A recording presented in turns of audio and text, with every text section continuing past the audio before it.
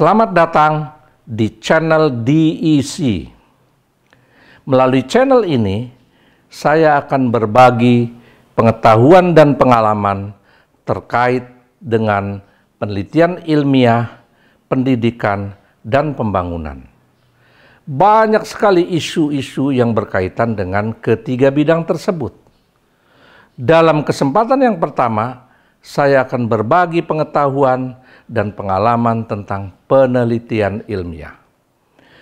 Pada sesi yang pertama tentang penelitian ilmiah ini, saya akan mengurai tentang apa, mengapa, dan bagaimana penelitian ilmiah tersebut.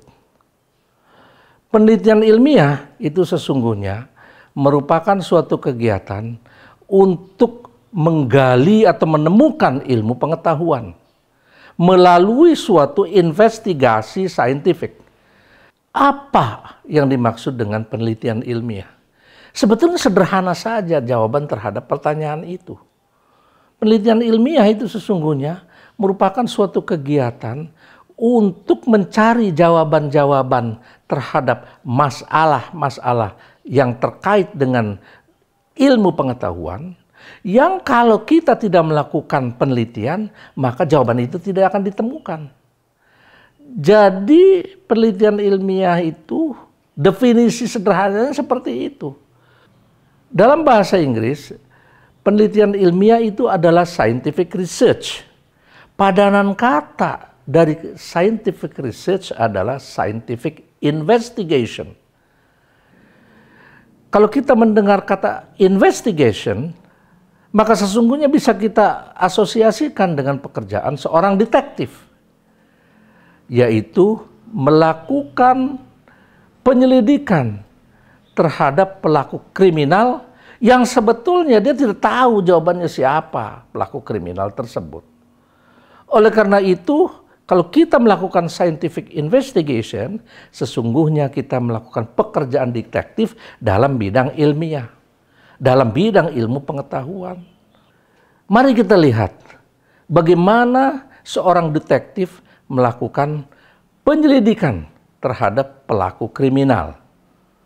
Pertama-tama, misalnya, ketika seorang detektif itu menemukan mayat yang tidak diketahui identitasnya, tidak diketahui mengapa dia menjadi mayat, tidak diketahui kalau ada terjadi pembunuhan, mengapa dilakukan pembunuhan, siapa melakukan, dan sebagainya, dan sebagainya.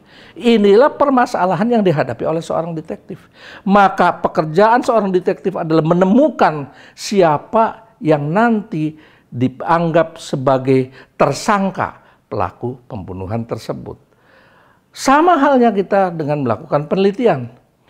Ketika kita menghadapi suatu masalah, maka kita harus rumuskan dulu masalah itu yang sebenarnya, kemudian kita elaborasi masalah-masalah itu.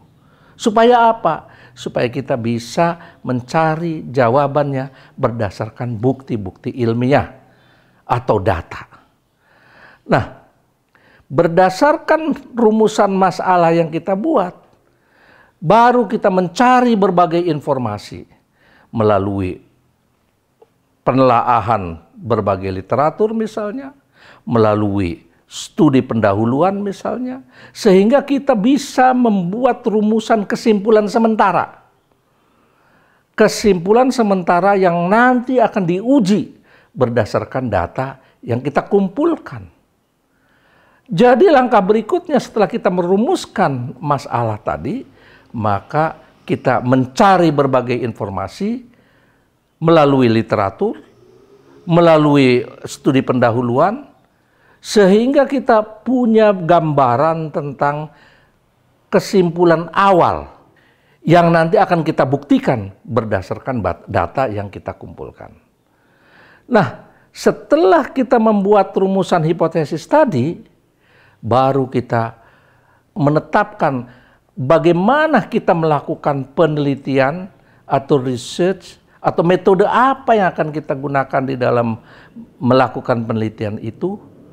Yang intinya dalam merumuskan metode itu, yang pertama adalah bagaimana caranya kita mengumpulkan data. Kemudian data itu diperoleh dari siapa?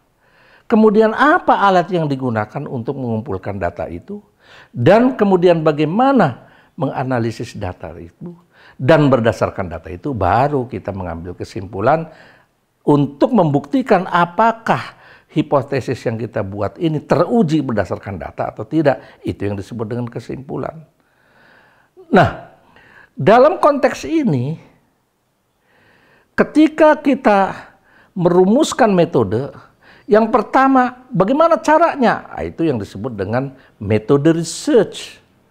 Kemudian, siapa sumber data yang akan kita gunakan untuk mengumpulkan datanya? Itu yang disebut dengan subject research.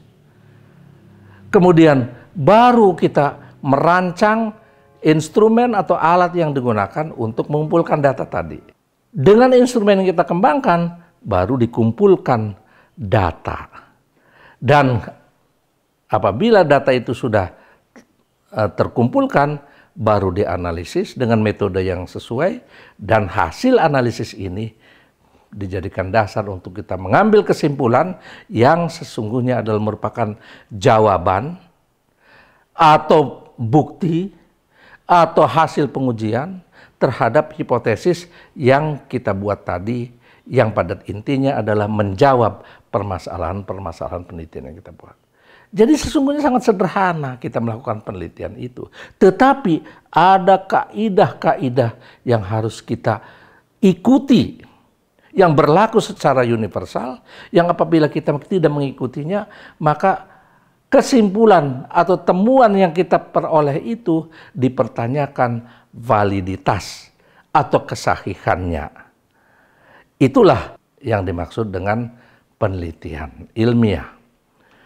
Pembahasan tentang bagaimana kita merumuskan masalah penelitian, bagaimana kita membuat atau merumuskan hipotesis penelitian, bagaimana kita mengambil atau menentukan subjek penelitian untuk dijadikan sumber data, bagaimana kita mengembangkan dan menguji parameter-parameter instrumen penelitian yang akan kita gunakan, bagaimana kita menganalisis data dan menarik kesimpulan berdasarkan hasil analisis data itu, sehingga kesimpulan yang kita buat itu diakui validitas atau kesahihannya, kita akan bahas pada sesi-sesi berikutnya.